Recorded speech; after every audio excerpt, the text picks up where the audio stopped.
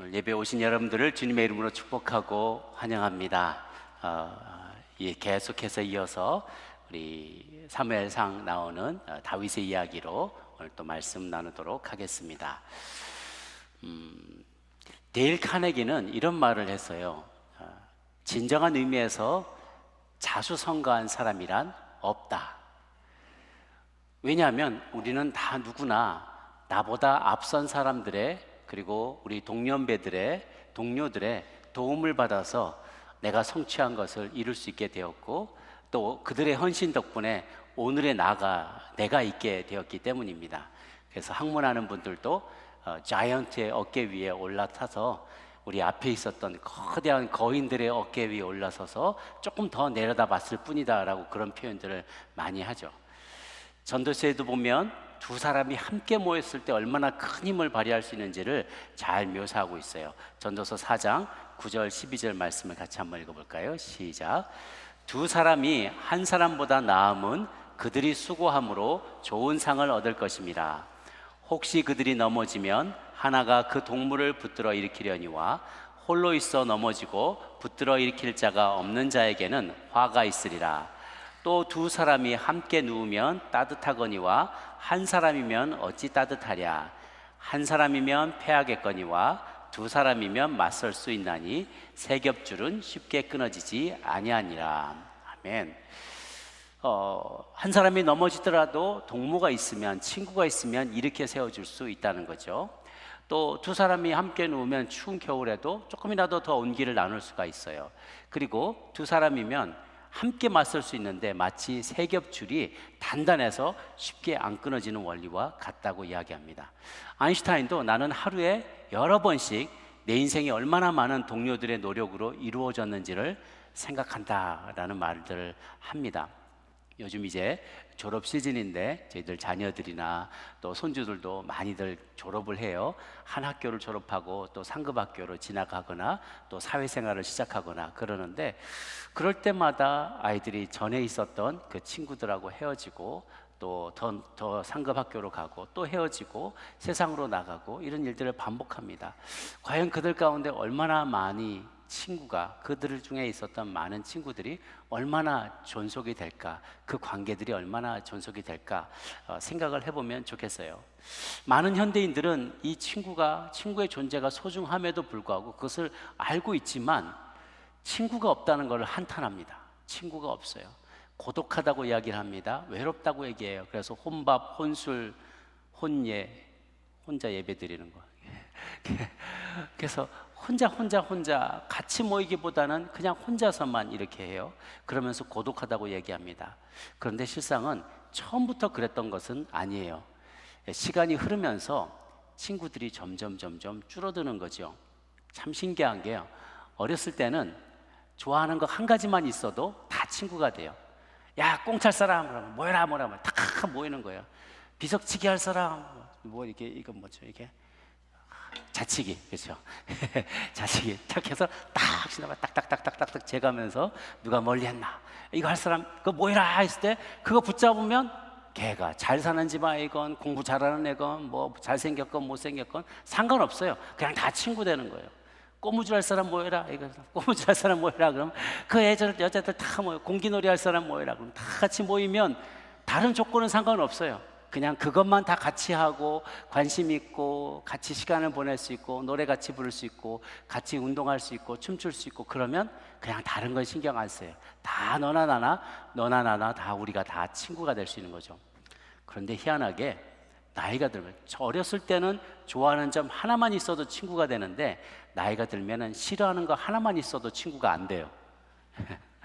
그것 때문에 내가 그 인간하고 같이 상종 못할 인간이라고. 나하고 뭐가 다르다는 거예요. 다른 게 더 부각이 많이 돼요. 왜 그럴까? 가만히 생각해 보면은요, 그 심리학자들이 그런 얘기를 해요. 우리의 사람의 뇌에도 가소성이라는 게 있어요. 플라스티시티라는 게 있어요. 뉴로플라스티시티, 신경에 가소성이라는 게 있어서 어렸을 때는 이게 신경회로가 많이 만들어집니다. 뇌가 부드러워요. 그래서 누군가를 만났을 때 쉽게 받아들이기도 하고 주고받고 영향을 주고받으면서 내가 성장해 갑니다. 뇌가 학습을 해가고 새로운 것을 능력을 경험을 통해서 새로운 것을 학습하면서 내가 만들어져 가는 거예요. 그러니까 어렸을 때는 누구도 만나고 이런 사람도 만나고 저런 사람도 만나면서 계속 영향을 주고받을 준비가 되어 있고, 나도 다른 사람을 변화시키고 다른 사람도 나를 변화시키는 이 변화에 굉장히 마음이 열려 있습니다. 그런데 나이가 들어가면서 점점 각자가 살아온 생각과 습관이 너무 많이 굳어져 버려서, 딱딱하게 굳어져서 남이 들어올 틈이 없는 거예요. 계속 부딪히는 거죠. 꽝꽝 부딪히는 거예요.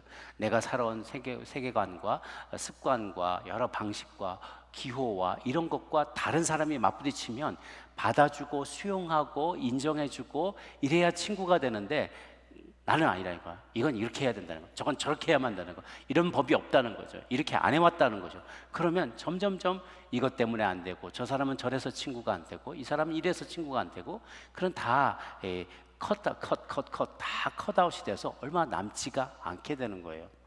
심지어 같은 믿음을 가진 사람 안에서도 이 사람하고는 전혀 나는 동행 모임 못하겠다, 이런 사람은 이래서 내가 같이 못하겠다, 그렇게 어려워하시는 분들이 참 많은 것을 봅니다.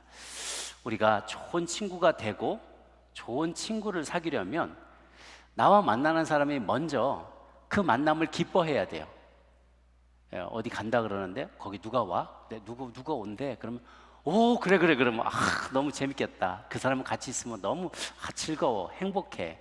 그 사람 굉장히 격려 많이 해주고 칭찬해주고 또 좋은 영감을 주고, 그래서 만나기가 너무 기대가 되고 좋은 사람이 있어요. 또 그 사람을 만난다면 왠지 만났을 때 내가 성장할 거라는 기대감이 있으면 그 만남, 그 친구를 너무너무 좋아하게 되는 거죠. 그 사람 만나기 전과 만나고 돌아왔을 때 내가 좀 더 부쩍 자란 모습, 성장한 모습, 영감을, inspired, 영감을 받고 더 자라났다는 그런 도전받고 힘을 얻고 용기를 얻고 돌아온다면 그 만남이 굉장히 값어치 있고 또 그 관계가 소중하게 여겨지는 것이죠.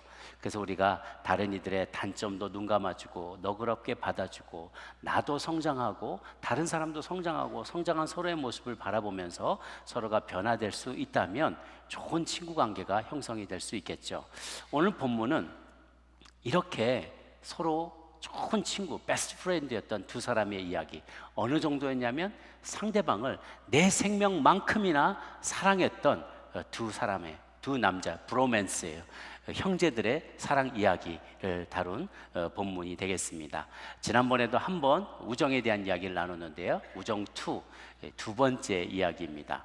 우리 사무엘상 20장 전체를 다루기는 시간이 없어서 본문은 다 읽지 않았지만요, 그 내용을 제가 잠시 요약을 해드리자면, 이제 다윗이 지난번 시간의 이후로 사울에게 그렇게 쫓겨다녔어요. 창도 막 던지는 걸 피하고, 자다가 죽게 될 운명에 있었을 때 아내가 미갈이 그 창문 밖으로 내보내줘서 밤에 멀리 도망가고, 거기다 인형 같은 거 드라빔을 누워 눕혀놓고 자기인 척하고 그렇게 위기를 모면했죠. 그래서 라마 나요시라는 곳으로 피신했는데 20장의 초반에 보면 그 우여곡절 끝에 그가 다시 몰래 예루살렘으로 돌아옵니다. 그리고 이제 친구 요나단을 만나게 돼요. 그러면서 그때 요나단은 무슨 생각을 했냐면, 아버지가 다윗을 그렇게 좋아하는 것은 아니지만 그래도 그렇게 미워하는 것도 아니고 심지어 죽이려고까지 하지는 않을 거야. 아버지가 조금 광기가 돌 때는 조금 미워하는 마음이 그렇게도 하지만 그렇게까지는 아닐 거야 라고 생각을 했던 거예요. 그리고 혹시 그런 일이 있더라도 내가 친구니까 다윗을 보호해 줄 수 있을 거야 라고 생각을 했어요. 그런데 다윗은 아니라는 거예요. 내가 죽음과 내 사이가 너무 가깝다. 지금 왕이 나를 죽일 계획이 있는데 그 계획을 우리 둘의 친분 때문에 너한테 안 알려주는 것일 수 있다 이야기를 해요. 그러면서 좋은 방법을 생각을 해냈는데요, 매월 첫날이 되면은 우리 속죄제를 드리고 나서 한 달간 지은 죄를 다 회개하고 죄를 용서받는 의식을 한 이후에 가족들이 함께 모여서 저녁 식사하는 자리가 있다는 거예요.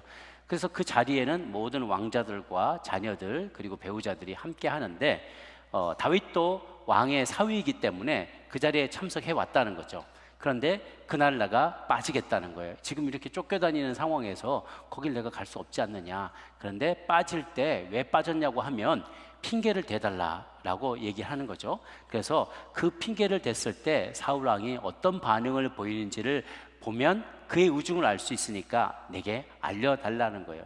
그리고 두 사람이 서로에 대한 깊은 우정의 계약을 맺고 헤어진 후에 정말로 월삭이 되었을 때 그 자리에서 왕의 마음을 알아봅니다. 요나단에게 첫날 저녁에 다윗이 자리를 비웠는데 사울 왕이 질문하지 않았어요. 둘째 날에도 그 자리가 비었으니까 왜 다윗은 안 나타나느냐 이놈하고 요나단에게 질문을 하는 거죠. 근데 요나단이 지금 여차여차해서 다윗이 자기 집에 볼 일이 있어서 또 가서 가족들과 함께 예배도 드리고 그러려고 가겠노라고 나한테 허락을 요청했다. 그래서 잘 다녀오라고 내가 그랬습니다 라고 했더니 사울 왕이 갑자기 급발진을 하면서 이런 나쁜 녀석 같으니라고 하는데 얼마나 험한 말들을 쏟아내는지요. 그가 30절에 보면 20장 30절에 사울이 요나단에게 화를 내며 그에게 이르되 패역 무도한 계집의 소생아, 내가 이새의 아들을 택한 것이 내 수치와 내 어미의 벌거벗은 수치됨을 내가 어찌 알지 못하랴. 이새의 아들이 땅에 사는 동안 너와 내 나라가 든든히 서지 못하리라. 그런즉 이제 사람을 보내어 그를 내게로 끌어오라. 그는 죽어야 할 자니라 하면서 요나단에게 단창을 던져 죽이려고 한지라. 급발진을 하는 거예요. 그런데 욕을 하는데 아마 이 욕이 그 당시에 굉장히 험한 욕인 것 같아요. 네 어미 뭐 이러면서 막 네 어미가 막 창녀고 막 이런 얘기들 쭉 그런 어미의 자식 같으냐고. 아니 요나단도 태어나서 그런 험한 욕은 처음 들어봤을 거예요. 그 욕을 듣는데 심지어 창을 들어서 자기 친아들인데 아들까지도 죽이려고 하는 모습을 딱 봤을 때 요나단이 야 이거 선 넘었다. 아버지가 지금 선을 넘었다. 상태가 정말 악하다. 그러면서 그 자리를 떠났어요. 밥도 안 먹고 그가 굶으면서 너무 슬퍼하고 속상해했어요. 아버지와 아들이 이제는 돌아올 수 없는 그런 관계가 되었구나. 이제는 어쩔 수가 없구나. 그것을 그가 깨달은 것이죠. 그리고 크게 슬퍼하면서 결국 다윗과 약속한 신호를 주고받으며 결국 그를 영영 떠나보내게 되는 장면이 이제 나오게 됩니다. 이 전체적인 본문 20장의 본문을 통해서 성경이 우정에 대해서 강조하는 몇 가지를 함께 알아보려고 합니다. 첫 번째는 하나님을 중심으로 삼아야 한다라는 것이죠. 진정한 우정, 건강한 우정은 하나님을 중심으로 삼아야 한다라는 거예요. 사실 요나단은 모든 면에서 다윗과 친구가 되기 굉장히 어려운 상황이었습니다. 신분이 달랐어요. 일국의 왕자와 일개 목동이에요. 너무 차이가 나죠. 입장도 달랐습니다. 차기 대권 주자와 정치적인 경쟁자 혹은 아버지의 원수였어요. 이러니 도저히 베스트 프렌드가 되기는 가장 악조건인 것이죠. 그런데도 불구하고 둘이 절친이 됐던 이유는 두 사람의 관계의 중심에 하나님이 계셨기 때문에 그래요.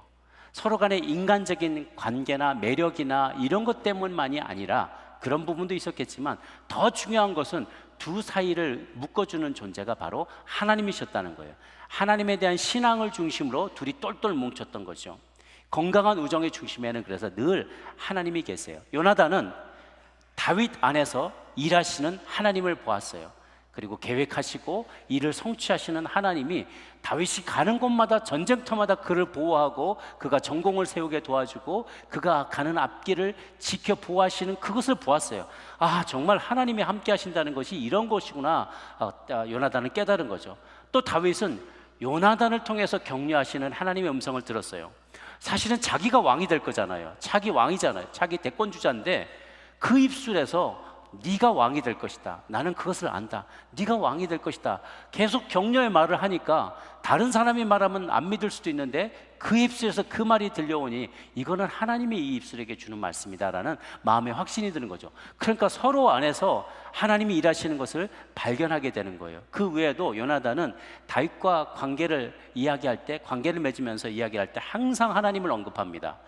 하나님을 두 사이에 증인으로 언급해요. 오늘 본문의 12절에 보면 12절 말씀을 같이 한번 읽어볼까요? 시작.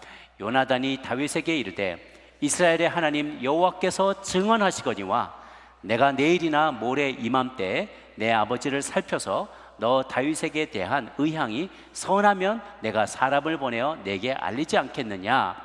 여기에 이스라엘 하나님 여호와께서 증언하실 것이다. 내가 다음 일들을 할 것에 대해서 여호와 하나님 앞에서 내가 맹세한다. 그분이 내 증인이 될 거야. 항상 하나님을 언급해요.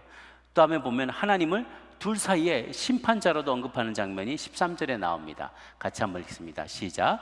그러나 만일 내 아버지께서 너를 해치려 하는데도 내가 이 일을 내게 알려주어 너를 보내어 평안히 가게 하지 아니하면 여호와께서 나 요단에게 벌을 내리시고 또 내리시기를 원하노라. 여호와께서 내 아버지와 함께 하신 것 같이 너와 함께 하시기를 원하노라.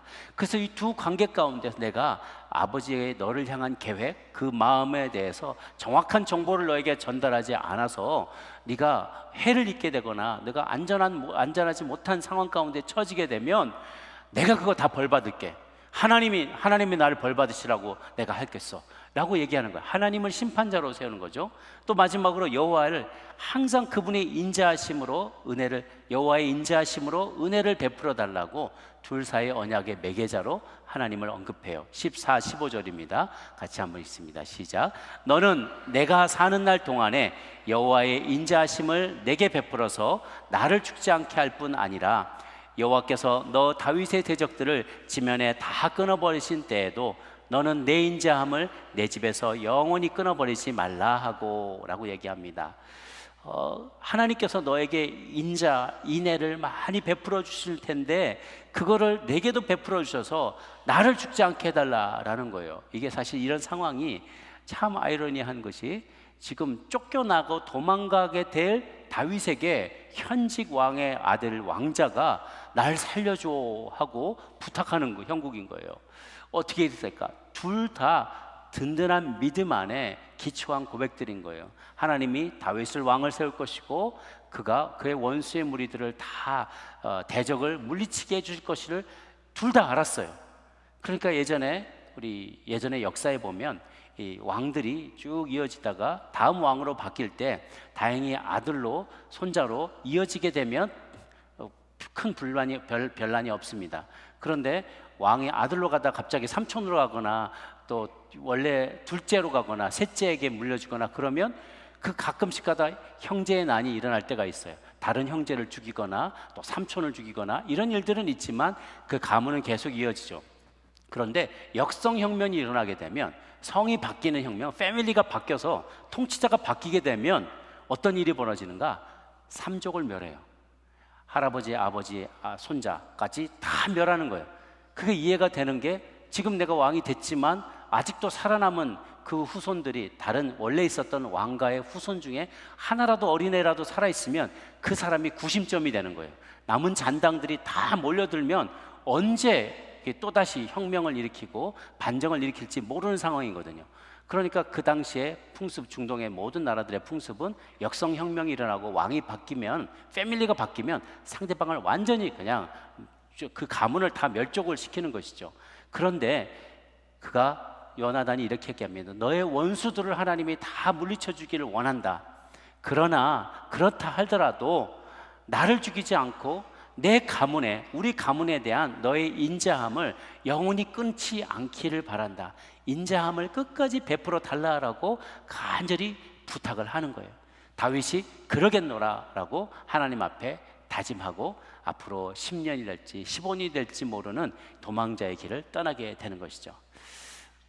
비슷한 내용들이 우리 다니엘서에도 보면 나옵니다. 다니엘의 세 친구들 저 이역만리 바벨론 땅에 끌려가게 되는데요. 포로로 끌려가는데 그 중에 느부갓네살 왕이 금신상, 자기가 만든 금신상을 섬기라고 했을 때 우리는 그렇게 하지 않겠노라.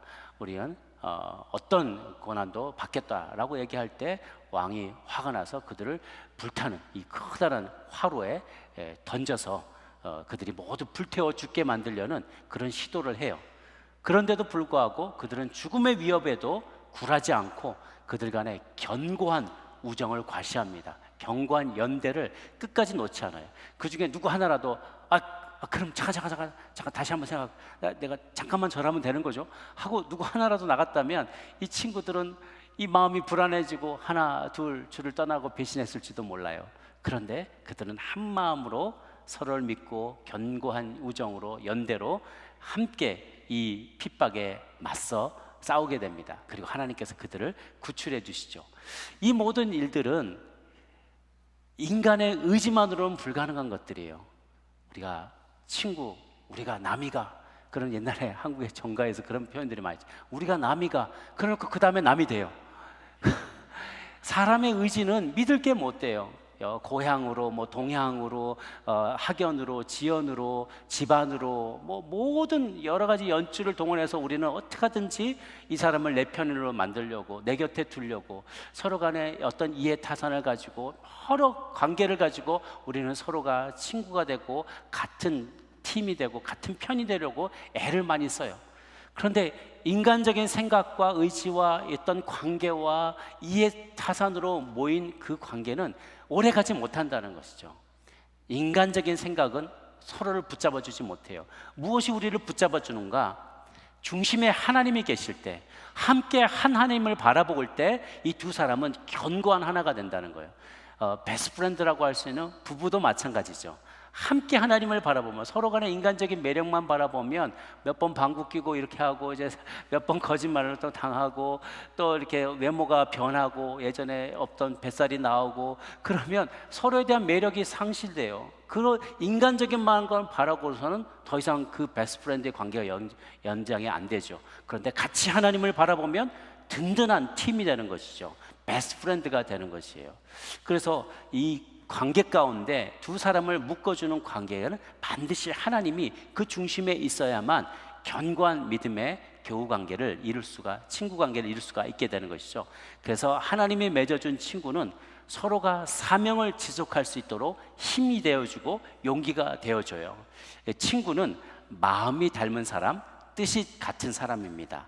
곧 하나님이 주신 마음을 품는 사람, 그래서 친구를 넘어선 동지와 같은 사람이죠. 뜻을 같이 하는 사람, 동지. 그리고 함께 가르침을 받은 사람, 교우가 되는 거예요. 같은 가르침을 나눈 벗, 그렇죠? 같이 뜻을 함께하는 벗. 이거 다 동지이고 교우가 되는 거예요.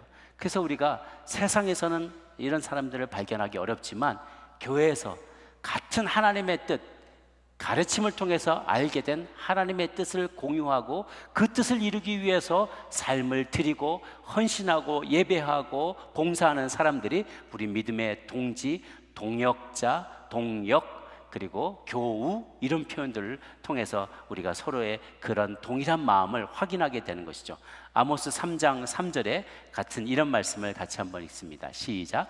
두 사람이 뜻이 같지 않은데 어찌 동행하겠으며. 뜻이 같지 않은데 어떻게 동행하겠냐는 거죠. 그리고 반대로 바꿔 말하면 뜻이 같으면 어찌든지 다른 어떤 차이에도 불구하고 우리는 하나 될 수 있다는 거예요. 내가 동향이 다르고 출신이 다르고 어떤 이는 부유하고 어떤 이는 가난할 수도 있고 어떤 이는 공부를 많이 한 사람일 수도 있고 안 한 사람일 수도 있고 상황이 어떠하든지 다 이런 차이점이 무엇인지 상관없이 뜻이 같으면 동행할 수 있다는 것입니다. 그래서 성도들은 같은 뜻을 가지고 함께 주님을 섬기는 하나님의 사람이에요. 그래서 부디 제가 여러분에게 도전하고 권면합니다. 이렇게 같이 주님과 같은 뜻을 품는 사람들, 주님께서 주신 동일한 가르침, 주님의 뜻을, 같은 뜻을 우리 마음에 품고 살아가는 이들 가운데, 함께 예배하는 가운데, 여러분 가운데서 귀한 교우들, 같은 동지들, 같은 믿음의 벗을 많이 사귀고 그 관계를 소중히 여기시는 저 여러분 모두가 되시기를 주님의 이름으로 축복합니다. 이렇게 든든한 믿음의 동지, 기도의 동지들을 통해서 우리의 믿음이 더욱 견고해지고 또 우리의 교회가 더욱 든든히 서갈 수가 있겠죠. 두 번째는 서로를 존중해야만 한다라는 거예요. 서로를 친구로서 존중하는 그런 관계야 건강한 관계를, 건강한 친구 관계를, 교우 관계를 맺을 수 있게 된다는 거예요. 서로에 대한 깊은 존중을 통해서 건강한 우정을 이루게 됩니다. 아버지의 의중을 떠보기로 약속하고 요나단이 헤어졌잖아요. 이제 그리고 그 월삭 때 저녁 식사 자리를 통해서 아버지의 뜻이 무엇인지를 깊이 깨달았어요. 그리고 나서 그가 이제 돌아와서 오늘 읽지 않은 본문이지만 다윗과 서로 약속한 그 신호가 있어요. 그 신호대로 다윗에게 그것을 결과를 알려주는데 화살을 쏩니다. 자기 무기 드는 군조를 데리고 온 다음에 화살을 쏘아서 조금 저기 바위가 있는데 그거보다 좀 짧게 쏘아요. 짧게 떨어지면 화살이 이쪽에 있다 하고 가서 주워오라고 하면서 화살은 이쪽에 있다 하고 얘기를 할 거예요.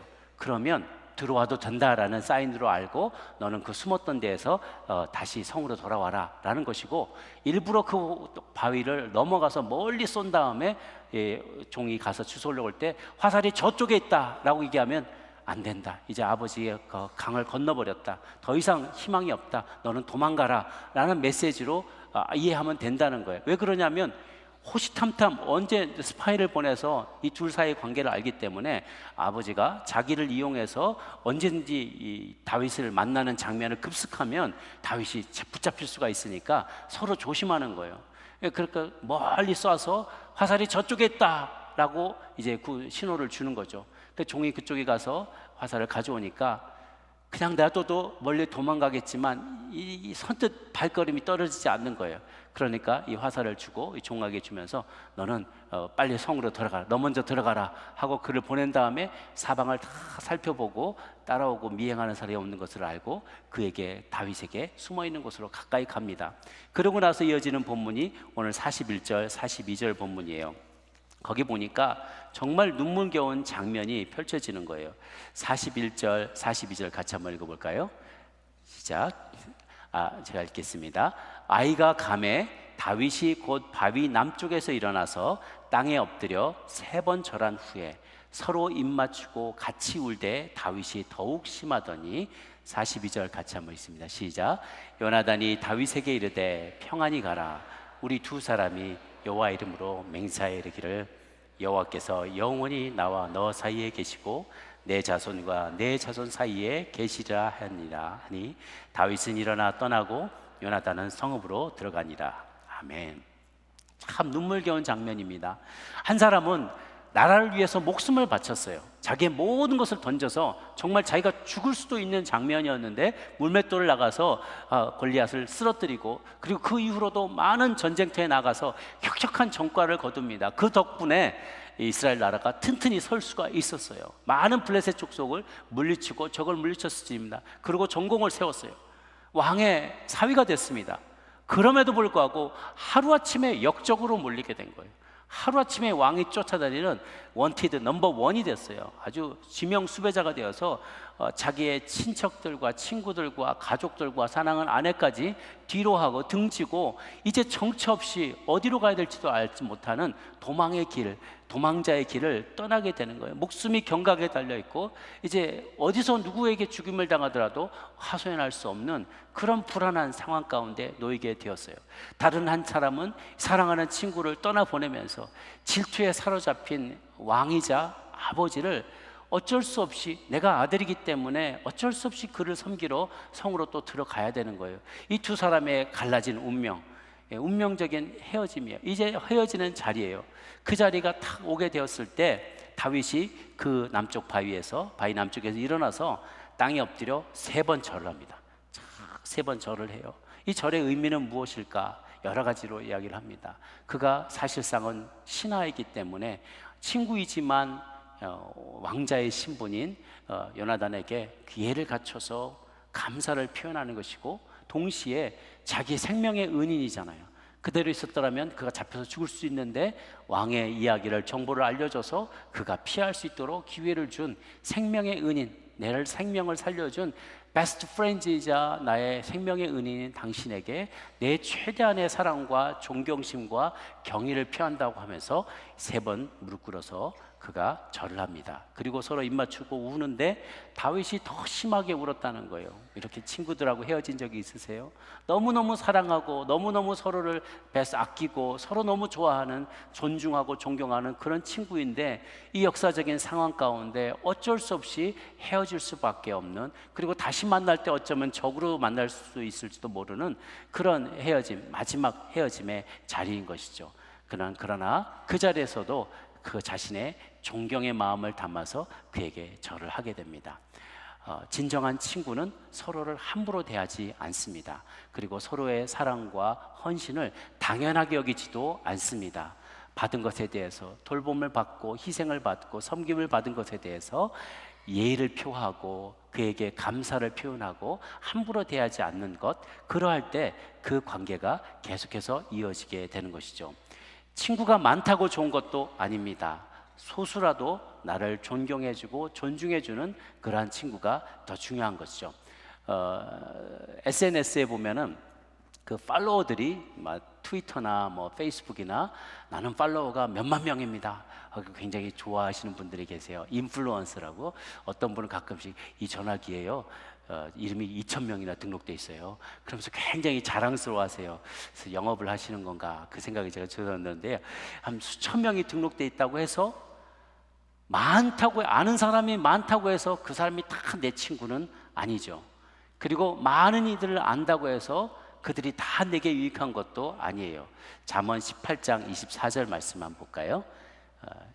시작. 많은 친구를 얻는 자는 해를 당하게 되거니와 어떤 친구는 형제보다 친밀하니라. 영어 표현해 보니까 이게 말이 조금 어색한 것 같아서 보면은 One who has unreliable friends soon comes to ruin. 믿을 수 없는 친구들을 많이 가진 그런 사람은 곧 멸망하게 된다라는 거예요. 믿을 수 없는 친구, 신뢰할 수 없는 친구를 많으면 오히려 그게 멸망의 길이 된다는 거예요. 그런데 but there is a friend who sticks closer than a brother. 내 형제보다, 피를 나눈 형제보다 더 가까이 내 곁에 남아있는 그런 친구가 있다라고 얘기를 하는 것이죠. 그래서 속담에 친구는 선택된 가족이다. Friends are chosen family라는 표현도 있어요. 내가 선택하지 않고 가족은 그냥 자라났고 태어나 보니 그분이 가족인 거잖아요. 그런데 그것과 달리 내가 선택한 가족이 있다는 거예요. 그게 바로 친구라는 것이죠. 그래서 내가 존경하는 사람, 나를 존중해 주는 사람, 그런 사람과 관계를 맺을 때 우리는 건강한 우정을 오래 간직할 수가 있게 되는 거죠. 잠언 22장 24절도 좋은 가르침을 줍니다. 함께 읽어볼까요? 시작.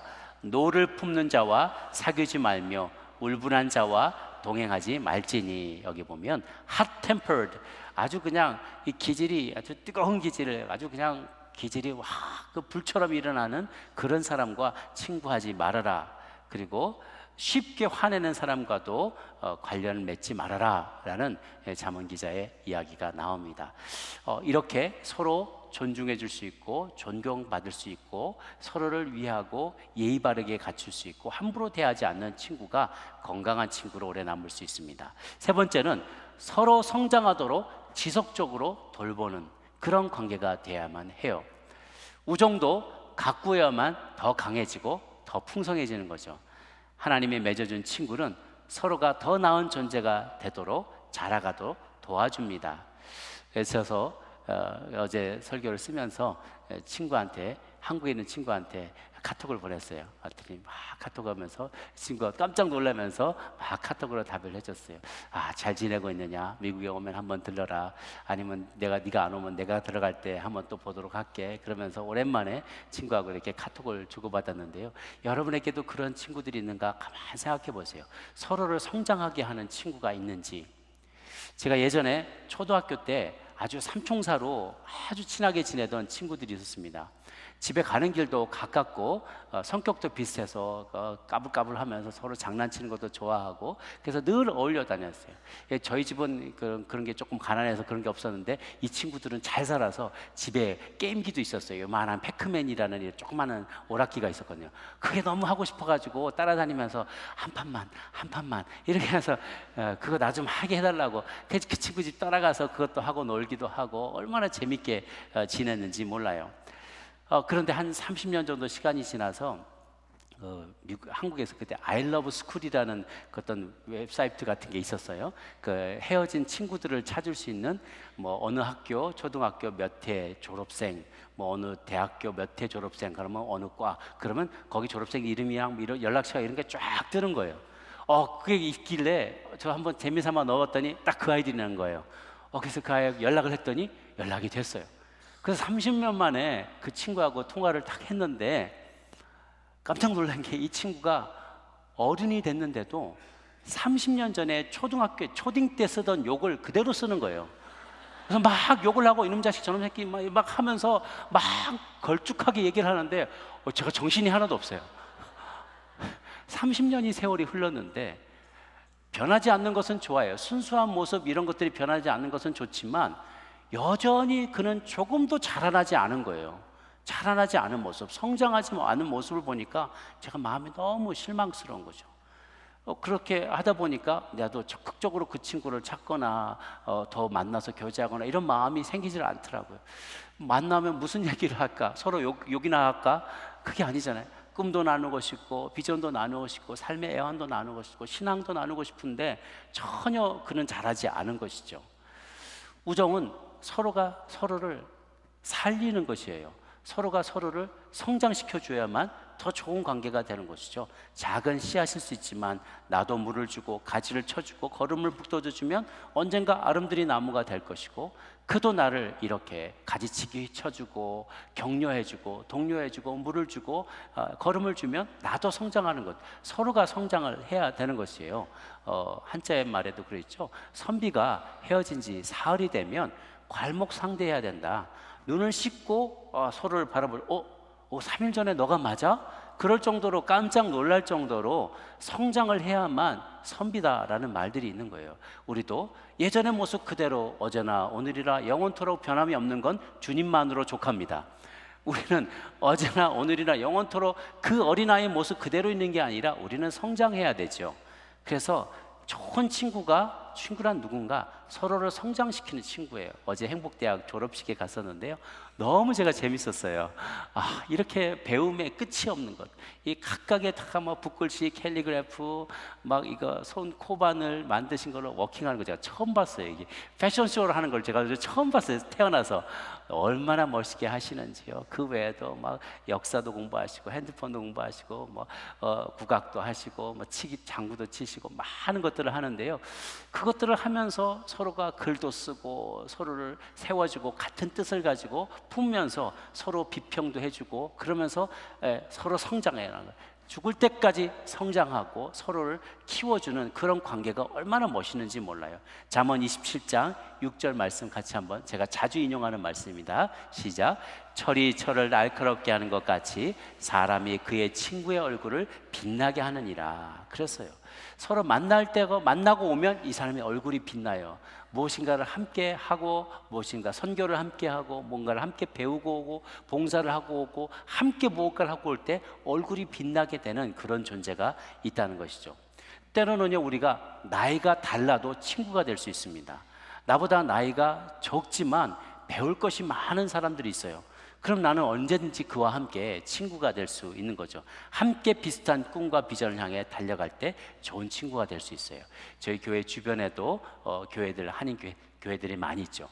저는 그 교회 담임 목사님들과 주로 많이 교제를 하는데요. 그 모임이 얼마나 좋은지 몰라요. 얼마나 참 기쁘고 보람이 있는지 몰라요. 물론 모든 목사님과 다 그렇게 지내지는 못합니다. 그런데 같은 꿈, 또 같은 비전, 또 성경에 대한 바른 그런 신학적인 입장, 이것들이 너무나 비슷하고 같은 어떤 복음적인 그런 개혁주의적인 그런 관점을 가진 이 목사님들하고 이렇게 만나면 맞아 하면서 맞아 세상이 어떻게 돼야 된다는 것, 교회가 어떻게 돼야 되는데, 어떻게 우리가 선교해야 되는데, 이런 이야기를 같이 나누면 막 서로가 격려가 돼요. 그래서 저희가 이제 11월 달 되면 또 다른 교회 목사님하고 우리 교회 팀하고 또 같이 연합해서 선교를 가기로 조금씩 얘기를 하고 있어요.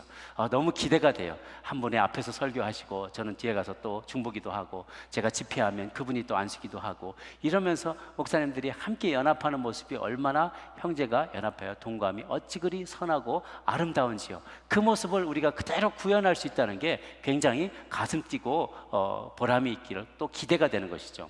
그래서 우리는 서로의 성장을 위해서 애쓰는 그런 존재가 돼요. 그러기 위해서는 공적으로는 허물을 덮어주고 사적으로는 진리를 말하는 그런 관계가 되어야 됩니다. 두 가지가 조금 다른데요. 잠언 17장 9절 말씀 같이 한번 읽어볼까요? 시작. 허물을 덮어주는 자는 사랑을 구하는 자요, 그것을 거듭 말하는 자는 친한 벗을 이간하는 자니라. 많은 사람들이 있을 때 그 사람의 잘못을 낱낱이 하나부터 열까지 까발리고 그 사람을 수치스럽게 하면 그는 낙심하게 되겠죠. 그렇게 하지 않고 덮어주는 거예요. 그렇지만 개인적인 자리에 갔을 때 사적으로는 잠언 27장 17절 말씀 같이 읽습니다. 시작. 친구의 아픈 책망은 충직으로 말미암는 것이나 원수의 잦은 입맞춤은 거짓에서 난 것이니라. 사적으로 쓸 때 개인적으로 충직하게 친구의 아픈 부분은 책망을 해주는 거예요. 아프더라도 그에게 책망을 해주는 거죠. 사랑의 마음으로 책망하는 것이 원수의 잦은 입맞춤, 맨날 와서 입맞추는데 원수야 이놈 하면서 뒤로는 막 칼 쑤셔대면서도 앞에서는 입맞춤 자주 해봐야 그거는 아무런 도움이 되지 않는다는 거예요. 듣기 좋은 달콤한 말들보다 충직한 책망이 친구를 성장하고 자라가게 합니다. 서로를 성장하게 하시는 여러 교우들 되시기를 주님의 이름으로 축복합니다. 마지막으로 그러면 우리가 누구에게서 이 모든 본을 배우게 되느냐? 친구 대신 우리 예수님께 배우게 된다는 것입니다. 요나단이 먼저 그 본을 보입니다. 요나단은 다윗을 어떻게 사랑했냐면 자기 생명을 사랑한 같이 사랑하였다라고 해요. 자기 몸처럼 사랑했다는 거예요. 17절 말씀 보니까 다윗에 대한 요나단의 사랑이 그를 다시 맹세하게 하였으니 이는 자기 생명을 사랑한 것 같이 그를 사랑하였습니다 라고 되어 있어요. 그 비슷한 예가 신약에서는요, 예수님이 그 제자들을 부를 때 진정한 친구라고 부르면서 친구의 정의를 알려주신 본문이 나와요. 지지난주에도 인용했었죠. 요한복음 15장 13, 15절입니다. 시작. 사람이 친구를 위하여 자기 목숨을 버리면 이보다 더 큰 사랑이 없나니 너희는 내가 명하는 대로 행하면 곧 나의 친구라. 이제부터는 너희를 종이라 하지 아니하리니 종은 주인이 하는 것을 알지 못함이라. 너희를 친구라 하였노니 내가 내 아버지께 들은 것은 다 너에게 알게 하였습니다. 이 본문은 참 그냥 넘어가기에는 너무 어마어마한 본문인데요. 여러분 사실 여러분 제가 도널드 트럼프하고 조금 아는 사이거든요. 여러분 설마 그러시죠? 제가 피조물에 불과한 이 땅의 대통령과 아는 사람이라고 해도 여러분 에이 설마 그래요. 그렇게 높은 사람과 내가 어떻게 알겠다고. 제가 예수님이 제 친구예요 그러면 그럴 수 있지. 너무 가볍게 생각해요. 예수님이 우리 친구라는데 그거는 상상을 초월한 일이거든요. 차원을 달리하는 일이 도저히 이거는 우리가 언감생심 생각도 할 수 없는 일을 그분이 허락해 주셨어요. 너의 친구됨을 허하노라 하고 허락해 주셨는데 그거는 우리가 그렇지 하나님 예수님 우리 다 친구 아니야. 우리 맘먹어요. 아주 굉장히 예수님 맘먹어요. 그런데 세상에 높은 사람은 우와 하고 생각해요. 그건 바뀌어야 될 일이죠. 이건 감히 상상할 수 없는 일을 허락해 주신 거예요. 예수님이 우리 보고 친구다라고 얘기해 주셨어요. 친구다. 그런데 그 친구의 정의를 뭐라고 얘기하시냐면 친구는 자기 목숨을 버리는 자기 목숨을 버리면 이보다 더 큰 사랑이 없다. 친구의 사랑은 이게 최고다라고 얘기를 하시고 그걸 그대로 실천하세요. 내가 너의 친구라는 걸 보여줄게. 목숨으로 목숨을 바꾸셨어요. 그리고 우리가 본래 죽어야만 할 운명을 그분이 대신 죽어주신 것이죠. 진짜 친구가 무엇인지를 보여주신 거예요. 그리고 그 친구에게는 내가 감추지 않고 아버지께 들은 것을 다 너에게 알게 했다. 그리고 앞으로도 알려줄 것이다. 이런 특권을 우리에게 허락해 주신 거예요. 그러니까 이 최고의 선물을 우리는 가볍게 여기면 안 되는 거죠. 최고의 우정을 우리는 그로부터 선물 받은 거예요. 친구 대신 예수님. 만날 때마다 우리에게 진정한 기쁨을 주시고 배울 때마다 우리를 성장하게 하시는 진정한 친구 되신 주님이시죠. 구약에서도 하나님은 우리를 이스라엘 백성을 부를 때 뭐라고 했냐면 나의 벗 아브라함의 자손이요. 나의 벗 아브라함의 자손이요. 그러니까 감히 이스라엘 백성들은 하나님의 이름을 야훼 이름을 부르지 못해서 아도나이라고만 썼다는 거예요. 하나님의 이름을 함부로 부르지 못할 정도예요. 그런데 하나님은 정작 오셔서 나의 벗 아브라함의 자손들이여 라고 이사야서에 그렇게 부르세요. 우리를 벗으로 불러주신다는 것이죠. 로마서 5장 7절 8절 말씀 같이 한번 읽을까요? 시작.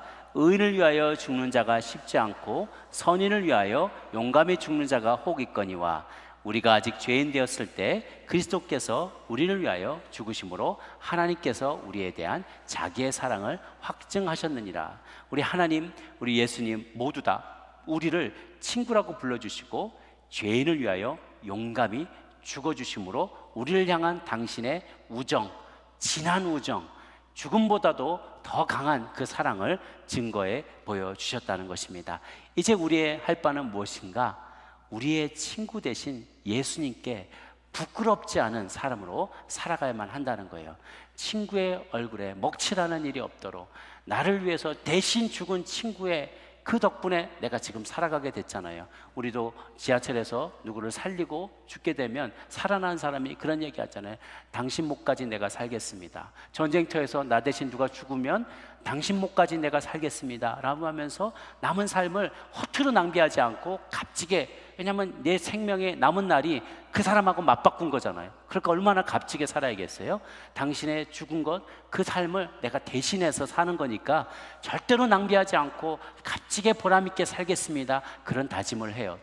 예수님의 생명과 우리 생명은 맞바꿨습니다. 친구 대신 예수님의 그 신실함 덕분에 내가 살게 되었으니까 이제 남은 삶, 그 친구에게 먹칠하지 않고 그 친구의 사랑과 헌신에 부끄럽지 않은 삶을 살아야만 할 것입니다.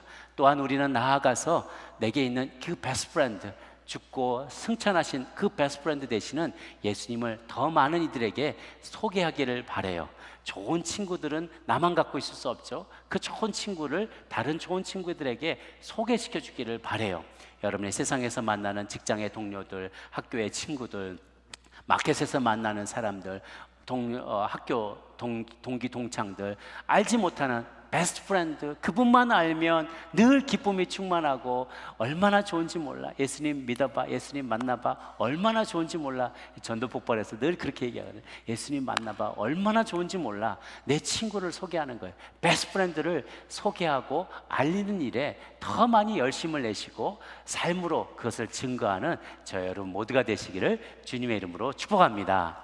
기도하겠습니다.